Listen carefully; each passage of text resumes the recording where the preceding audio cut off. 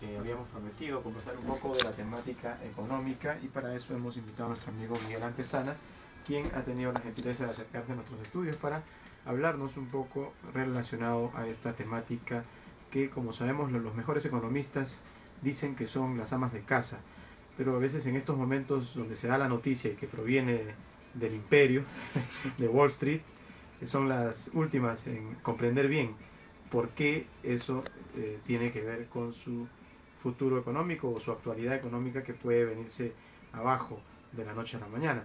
Y para hablar de ese efecto tequila que puede suceder debido a la problemática financiera en los bancos o en la banca mundial, precisamente vamos a conversar con Miguelito. Miguel, tus saludos. Bueno, Jorge, muchas gracias por la invitación una vez más y bueno, a tus órdenes. Ajá. Vamos a tratar de explicar todo este... ¿Qué le dirías tú a esa ama de casa que sabemos es la mejor economista, ¿no?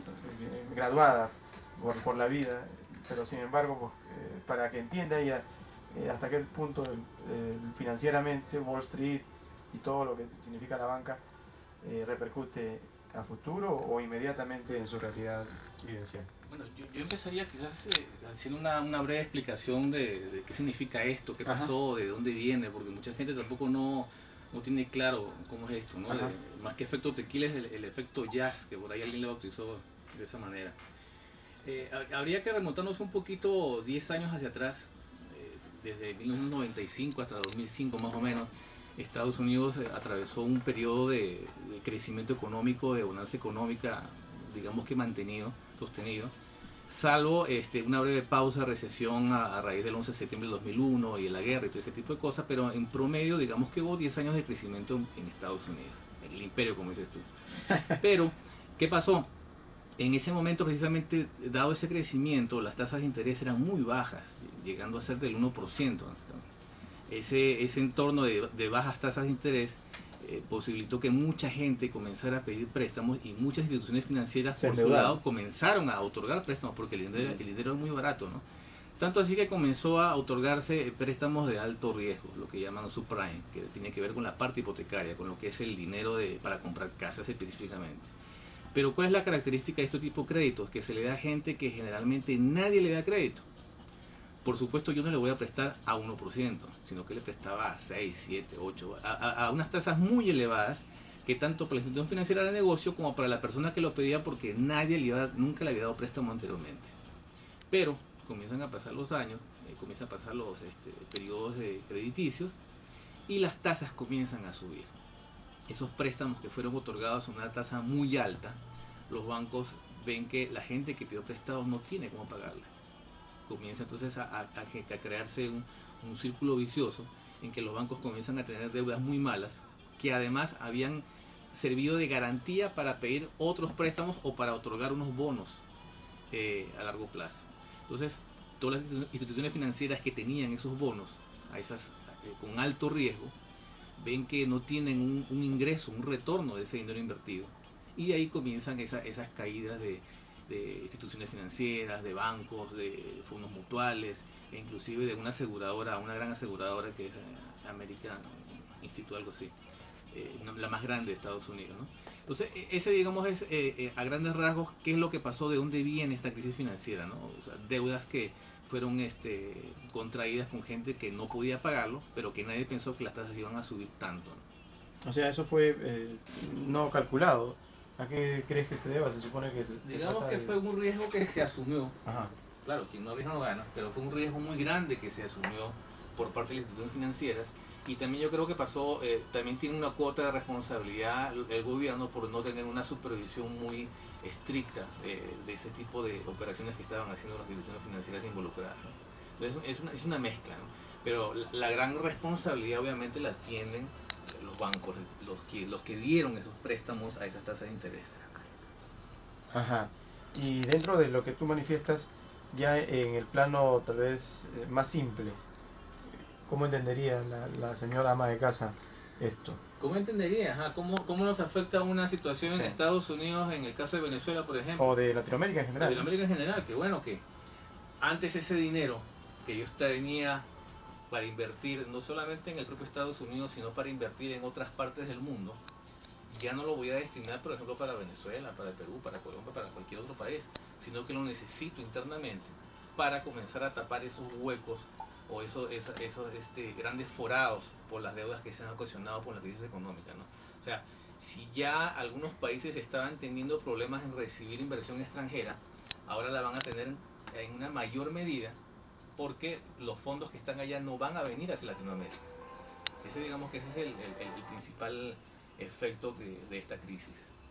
Okay. ¿En qué le afecta al ama de casa? Que por supuesto, si aquí no viene inversión extranjera, no hay un crecimiento de la economía, no hay una producción. Si no hay una producción, quizás la oferta no aumente, entonces los precios se encarecen, en fin, ahí comienza, digamos, toda una cadena de sucesos que llegan hasta el común mortal que camina por la calle.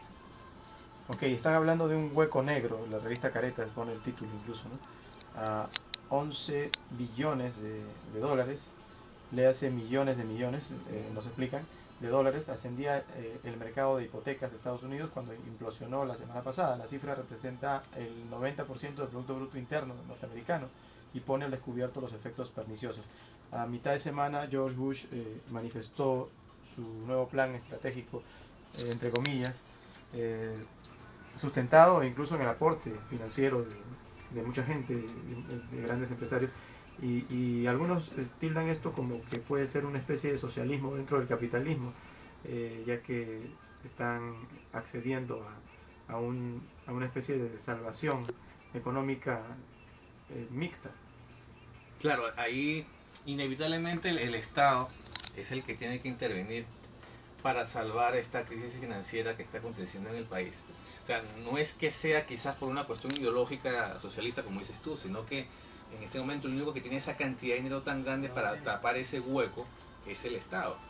¿Qué pasa? Que también la gente dice, ok, ese dinero viene de mi bolsillo, de mis impuestos. ¿Yo por qué voy a financiar de mi bolsillo lo que, no sé, 4 individuos hicieron alguna cosa rara con esos créditos y ahora tengo que pagarla yo? Ese es el punto de la población estadounidense en este momento, ¿no? Que no quieren asumir el costo. Pero si no lo asumen, ¿quién lo hace? Es un dilema, ¿no? Okay, y se tiene que aceptar entonces que hay una coincidencia en cuanto al punto de vista de socializar la salida económica, sin llegar de pronto a propósito a lo que podría ser un punto de vista ideológico, pero de alguna forma pues en algún momento hay que ser solidario, ¿no? Y ¿qué les queda, ¿no?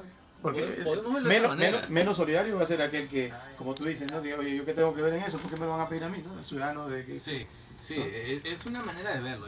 Yo no lo termino de ver, ¿no? A mí no me cuadra eso de la visión socialista de esta solución. Yo veo como que... ¿Pero tú crees que es una buena alternativa la que se está planteando? Es la única. No queda otra. No es que... ¿Quién va a dar dinero? Sí. ¿Quién taparía ese hueco? El Estado es quien tiene, la Reserva Federal es quien tiene los recursos para cubrir en este momento esas deudas.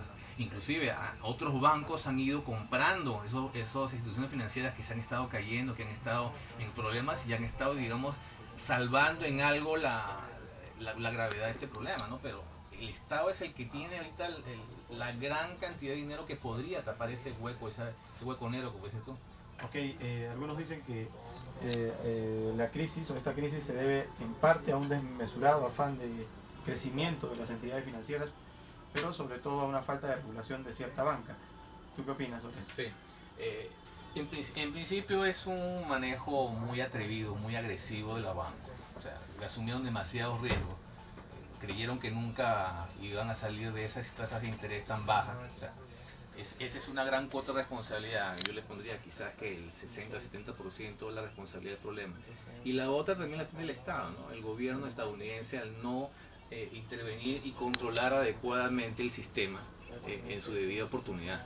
Porque si tú estás constantemente controlando que no se den esas alertas rojas, o mejor dicho, que se den las alertas rojas para poder paliar cualquier problema, no se hubiese llegado hasta el límite que tenemos ahora. Ajá. Ahora, todo esto implica de que el mundo de las finanzas en los Estados Unidos ya no va a ser el mismo, o sea, cambió para siempre, ¿o tú crees que va a llegar un momento en el que... Creo que